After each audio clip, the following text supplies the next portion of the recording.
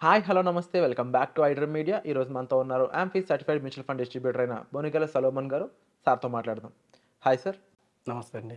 Sir మనకి 1900s టైంలో ఒక పేదవాడు మిడిల్ క్లాస్ మారడానికి, రిచ్ అవ్వడానికి స్టేజెస్ ఉంటాయి గదా! వాళ్ళ దగ్గర ఎంత ఆస్తి, అసెట్స్ ఉన్నాయి దాన్ని బట్టి మిడిల్ క్లాస్ కింద, రిచ్ కింద పరిగణించడం జరుగుతుంది. అలా మారడానికంట వాళ్ళకి పాసిబిలిటీ జస్ట్ 5% ఉండేదంట. బట్ ఆఫ్టర్ 2000 ముఖ్యంగా ఈ మిలీనియల్ టైంలో ఏంటి ఈ జెన్‌జీ టైంలో 2010 తర్వాత 2020 తర్వాత ఆ పాసిబిలిటీ 86%కి వచ్చేసింది. అంటే ఒక పేదవాడిగా ఉన్నవాడు రిచ్ అవ్వడానికి 86% పాసిబిలిటీస్ ఉన్నాయంట ఇప్పుడు. ఏంటి ఆ పాసిబిలిటీస్? అందులో స్టాక్ మార్కెట్‌ని నంబర్ 1గా చూపిస్తా ఉన్నారు. దీని గురించి కాస్త ఎక్స్‌ప్లెయిన్ చేస్తారా? ఇప్పుడు విరాట్ గారు చూడండి, మనం ఐ డ్రీమ్ ద్వారా మనం ఫినాన్షియల్ ఎడ్యుకేషన్ ఇవ్వడానికి ప్రయత్నిస్తున్నాం. హ్మ్. ఇప్పుడు మనకి ఎప్పుడు కూడా చూడండి విరాట్ గారు, ఒక వ్యక్తి ధనవంతుడు అవ్వాలంటే ఎంత సంపాదిస్తున్నాడు అన్నది కాదు ముఖ్యం. హ్మ్. ఎంత ఇన్వెస్ట్ చేస్తున్నాడు అన్నది. హ్మ్. మీకు ఎంత డబ్బన్నా రానివ్వండి, మీరు ఇన్వెస్ట్ చేయకుండా మొత్తం ఖర్చు పెట్టేస్తే ఎంత ఎక్కువ డబ్బు వచ్చినా అతను ధనవంతుడు కాలేడు. ఎంత తక్కువన్నా రానివ్వండి, వచ్చిన అమౌంట్లోంచి అతను ఇన్వెస్ట్మెంట్ చేస్తే కొన్ని సంవత్సరాల తర్వాత ఫినాన్షియల్గా అతను ఎంపవర్ అవుతాడు, రిచ్గా రిటైర్ అవుతాడు. ఇప్పుడు రిటైర్ అవటం అంటే ఏమిటి? మనం చెప్పేది రిటైర్ అవటం అంటే ఏమిటి విరాట్ గారు? రిటైర్ అవటం అంటే నేను పని చేయకుండా ఇంట్లో కూర్చోవటం కాదు. రిటైర్ అవ్వటం అంటే నేను ఏ పని చెయ్యకుండా ఇంట్లో ఉంటే కూడా నేను ఇన్వెస్ట్మెంట్ చేసిన డబ్బు ఎన్ని రోజులు, ఎన్ని సంవత్సరాలు, ఎన్ని జనరేషన్స్ నన్ను ముందుకు తీసుకెళ్తాను. హ్మ్. నేను ఇన్వెస్ట్ చేసిన డబ్బు ఒకవేళ నేను పని చెయ్యకపోయినా నాలో శక్తి ఉండి చేసుకుంటానా వెళ్ళండి గుడ్, ఇంకా నా ఆస్తి పెరుగుతూ ఉంటుంది. హ్మ్. ఇన్వెస్ట్మెంట్ ఇంకా చేసుకుంటాను. నేను చేయలేదా?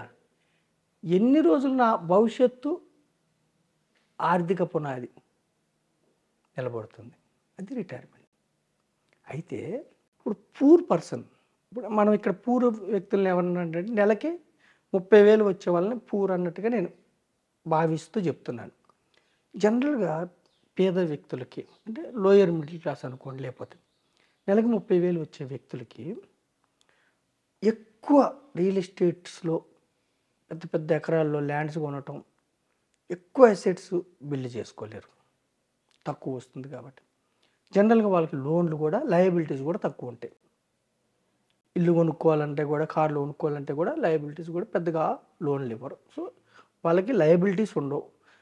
పోయిన ఎపిసోడ్లో మనం మిడిల్ క్లాస్ లయబిలిటీస్లో వాళ్ళు అప్పుల్లో ఇరుక్కుపోతున్నారు. వీళ్ళకి ఈ బాధ లేదు. వీళ్ళు ఏం చేస్తారు? పేదవాళ్ళు వచ్చిన ఇన్కమ్ని వచ్చినట్టు ఎక్స్పెండిచర్ ఖర్చు పెడుతూ ఉంటారు. ఇలా ఖర్చు పెడితే జీవితకాలం పనిచేయాలి, చనిపోయే వరకు పనిచేయాలి. నేనేం చెప్తున్నాను, వచ్చిన ఇన్కమ్ని వచ్చినట్టు ఖర్చు పెట్టకుండా ఒక 20%, అంటే 10,000కి 2,000, 30,000కి 6,000, ఒక 20% వైజ్గా ఇన్వెస్ట్ చేసుకోండి. హ్మ్. వైజ్గా ఇన్వెస్ట్ చేస్తే ఏమైందంటే ఒక్కసారి మన చేతిలోకి వచ్చిన మనీ, విరాట్ గారు ఎప్పుడు కూడా మన చేతిలోకి వచ్చిన మనీ మీకు దాసోహం అవ్వాలి. హ్మ్. మనీ కోసం మీరు పని చేయకూడదు, జీవితకాలం డబ్బు కోసం మీరు పని చేయకూడదు. మీ చేతిలోకి మనీ రానంత వరకే దానికోసం పని చేయాలి. వచ్చిన తర్వాత మనీ మీకు ఎంప్లాయ్ కావాలి. మనీ కోసం మీరు ఎంప్లాయ్ అయ్యారు, డబ్బు మీ చేతికి వచ్చింది, తర్వాత మనీ మీ ఎంప్లాయ్ కావాలి. ఎప్పుడు అవుతుంది మనీ మీ ఎంప్లాయ్ అంటే మీరు ఇన్వెస్ట్ చేయాలి. మీరు డబ్బుని ఇన్వెస్ట్ చేస్తే మీరు ఇంట్లో నిద్రపోతారు నైటు, కానీ ఇన్వెస్ట్ చేసిన మనీ మీకోసం పనిచేస్తుంది. మీ చేతికి వచ్చిన మనీని మీరు ఇన్వెస్ట్ చేస్తే అది 1000, 2000, 5000, 10,000, లక్ష, కోటి, ఆ మనీ మీకోసం పనిచేయాలి. మీరు నిద్రపోతున్నా మీకు డబ్బుని పెంచి పోషించాలి. ఎక్కడున్నాయి మార్గాలు? చాలా మార్గాలు ఉన్నాయి. ఎఫ్డీలో చేస్తే మీకు పెరుగుతుంది, కానీ ఇన్ఫ్లేషన్ కంటే తక్కువ వస్తుంది. మనం సైజ్ చేయట్లా, వద్దు. ఎండోమెంట్ పాలసీల్లో వస్తుంది, ఇన్ఫ్లేషన్ కంటే తక్కువ వస్తుంది, వద్దు. పోస్ట్ ఆఫీస్ వద్దు. రిస్క్ తీసుకుంటే ప్రతి చోట జీవితంలో రిస్క్ ఉంటుంది. ఆపర్చునిటీ ఉంటుంది, జీవితంలో ఆపర్చునిటీ ఉంటుంది. మనం రిస్క్ తీసుకుంటే ఈక్విటీ మ్యూచువల్ ఫండ్స్ మీరు ఇంట్లో కూర్చున్నా సరే మీకోసం 30 నుంచి 50 కంపెనీస్ మీకోసం పనిచేయాలి. ఒక 5-6 వేలు పేదవాళ్ళు, వాళ్ళకి లయబిలిటీస్ లేవు, ఈఎంఐలు లేవు, 30,000లో ఒక 5,000 లేదా ఒక 3,000 ఇన్వెస్ట్ చేయండి. కానీ ఇన్వెస్ట్మెంటు ఒక ముందు చూపుతో చేయాలి. షార్ట్ పీరియడ్లో స్పెక్యులేషన్లో డబ్బు రాదు, ముందు చూపుతో చేయాలి. గోల్స్ అని ఎందుకంటామంటే విరాట్ గారు, మనం ఇక్కడ గోల్స్ అని మనం ఎందుకు పెడతామంటే ఈక్విటీ మ్యూచువల్ ఫండ్స్లో కానీ ఈక్విటీస్లో గోల్ సెట్ చేస్తే దీర్ఘకాలం ఉంటారు, వాళ్ళ డ్రీమ్ వాళ్ళకి కనపడుతుంది.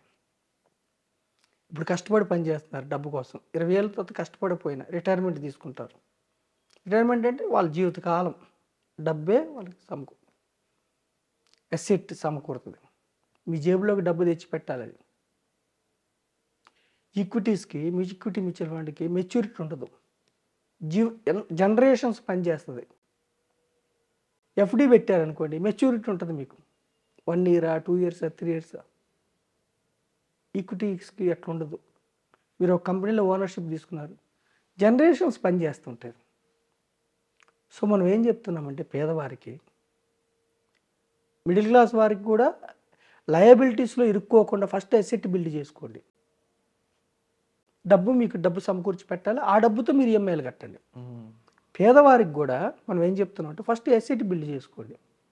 మీకున్న తాహతులోనే 2,000, 3,000, 5,000, 6,000 ఒక క్రమ పద్ధతిలో. డైరెక్ట్ ఈక్విటీస్ గుడ్, నేను కాదంటలేదు, కానీ సబ్జెక్ట్ ఉండాలి. మళ్ళీ స్పెక్యులేషన్స్కి వెళ్ళొద్దు, ఫ్యూచర్ అండ్ ఆప్షన్స్కి వెళ్ళొద్దు. దేశం మొత్తం మీద మన తెలుగు ప్రజలు ఎక్కువ నష్టపోతున్నారు. SEBI data, future and options, betting, online betting, crypto unregulated మన దేశంలో. బయట దేశాల్లో రెగ్యులేటెడ్ అయితే చేసుకోండి, ఇక్కడ లేదు, అన్రెగ్యులేటెడ్. ఏ యాప్ కరెక్ట్, ఏది తప్పు గవర్నమెంట్స్ గుర్తించలేకపోతుంది. పోతే మాకు సంబంధం లేదంటున్నాయి గవర్నమెంట్స్, వస్తే మాత్రం ట్యాక్స్ తీసుకుంటాం, పోతే మాకు సంబంధం లేదని చెప్తున్నారు. కాబట్టి crypto, online betting, rummy, speculations వద్దు. షార్ట్ పీరియడ్లో రాత్రి కోటీశ్వరుడు వద్దు. ఇన్వెస్ట్మెంట్ చేయండి. ఇన్వెస్ట్మెంట్ కూడా ఎక్కడ చేయండి? ఎవడెవడో టెలిగ్రామ్ యాప్లో లింకులు పంపించి ఇక్కడ జాయిన్ అవ్వండి, స్టాక్స్లు ఎంత వస్తాయని చాలా ఫ్రాడ్స్ అవుతున్నాయి. దొంగ డిమాట్లు అకౌంట్లు ఇచ్చి ఫస్ట్ మీకు యాప్స్లో లక్ష వచ్చినట్టు చూపించి తర్వాత ఎక్కువ మొత్తం పెట్టిన తర్వాత ఇది చేస్తున్నారు. వద్దు. లీగల్గా ఈక్విటీ మ్యూచువల్ ఫండ్స్ చూసుకొని డిస్ట్రిబ్యూటర్స్ ద్వారా, డైరెక్ట్ మ్యూచువల్ ఫండ్ సంస్థలకు వెళ్ళి లేదా డిస్ట్రిబ్యూటర్స్ ద్వారా చూసుకోండి. టెక్నాలజీ ఎంత డెవలప్ అవుతుంటే అవకాశాలు అంత వస్తున్నాయి, అలాగే సైబర్ నేరస్తులు కూడా అంతమంది వస్తున్నారు. కాబట్టి చూసుకొని ఈక్విటీ మ్యూచువల్ ఫండ్స్ ద్వారా నేనేమంటున్నానంటే పేదవారిని ఒక 10 ఏళ్ళు, 15 ఏళ్ళు, 20 ఏళ్ళు, 25 ఏళ్ళు, 30 ఏళ్ళు మీ యొక్క టైం పీరియడ్ని బట్టి అసెట్ని బిల్డ్ చేసుకోండి. ఆ అసెట్ మీకు ఎలా ఉండాలంటే జీవితకాలం మీకు మనీ సమకూరుస్తూ ఉండాలి. మనం చెప్పేది ఎన్నో రకాల అసెట్స్ ఉన్నాయి. రియల్ ఎస్టేట్ ఉంది, గోల్డ్ ఉంది, ఎన్నో రకాల అసెట్స్ ఉన్నాయి. అయితే మనం ఏం చెప్పేది అంటే రియల్ ఎస్టేట్ పేదవారు కష్టం, లిక్విడిటీ. ఇప్పుడు అసెట్ ఎప్పుడు కూడా ఎలా ఉండాలంటే మీరు బాగలేని ఇబ్బందులు ఉన్న రోజుల్లో మీరు సెల్ పెడితే వెంటనే మీకు లిక్విడిటీ అవ్వాలి. లిక్విడిటీ కాకపోతే ఎన్ని ఎకరాలు ఉంటే లాభం ఏమిటి, ఎంత ఉంటే లాభం ఏమిటి? మళ్ళీ ఉంది రేటు, ఆ రేటు కంటే తక్కువ అడిగితే లాభం ఏమిటి? కొంచెం అటు ఇటుకైతే ఓకే. అందుకని ఈక్విటీస్ అనుకోండి, ట్రాన్స్పరెంట్గా ఏ రేటు ఉందో ఆ రేటు మీకు సేల్ అవుతుంది. ఈక్విటీ మ్యూచువల్ ఫండ్స్ మనం అందుకే పేదవారికి ఏం చెప్తున్నామంటే విరాట్ గారు, మన యొక్క ఈ ఐడ్రీమ్ ద్వారా ఫినాన్షియల్ నాలెడ్జ్, ఆర్థిక జ్ఞానం పెంచుకొని ఎంతోమంది డాక్టర్లు, పెద్ద పెద్ద చదువులు చదివి సైంటిస్టులు కూడా ఇంకా అప్పుల్లో ఉన్నారంటే ఆర్థిక జ్ఞానం లేకపోవడం వల్ల. ఎంత సంపాదిస్తున్నారన్నది కాదు, మీకు వచ్చిన దాంట్లో ఎంత ఇన్వెస్ట్ చేస్తున్నారు భవిష్యత్తు అవసరాలకి. అసెట్ ఎలా బిల్డ్ చేసుకుంటున్నారు? అసెట్ అంటే ఏంటి? మన జేబులోకి రూపాయి వచ్చేది అసెట్. లయబిలిటీ అంటే ఏంటి? మన జేబులోంచి డబ్బు పోవటం లయబిలిటీ. ఖర్చులకు పోతే ఏం పర్లేదు, ఫుడ్, షెల్టర్ వీటికి లేదు కదా. ఈఎంఐల కోసం, బ్యాంకుల కోసం పనిచేయటం, క్రెడిట్ కార్డుల కోసం పనిచేయటం, ఎవరికో ఏదో ఇవ్వటానికి పనిచేయటం కాదు. డబ్బును ఒక్కసారి డబ్బు చేతిలోకి వచ్చిందంటే మీకు వచ్చిన 10 రూపాయలు 2 రూపాయలు మీకోసం పనిచేయాలండి. డబ్బులో ఆ మహాత్యం ఉంది. డబ్బులో మీరు నిద్రపోతున్నా మీరు ఇన్వెస్ట్ చేస్తే మీకోసం పనిచేస్తుంది. పర్పెచువల్ మీకోసం పనిచేస్తుంది. కాబట్టి పేదవారిని మనం ఏం చేస్తున్నాం అంటే వైజ్గా ఇన్వెస్ట్ చేయండి. డైవర్సిఫైడ్ ఈక్విటీ మ్యూచువల్ ఫండ్లో 30-50 కంపెనీల ఓనర్షిప్ పొందండి. ఐ డ్రీమ్ ద్వారా మీరు భవిష్యత్తు అవసరాల కోసం జీవితకాలం మీరు హ్యాపీగా ఉండండి.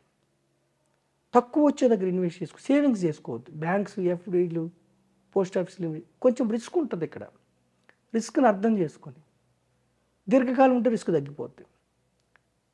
భారతదేశం 5th largest economy in the world. 3 ఏళ్లలో 3rd లార్జెస్ట్.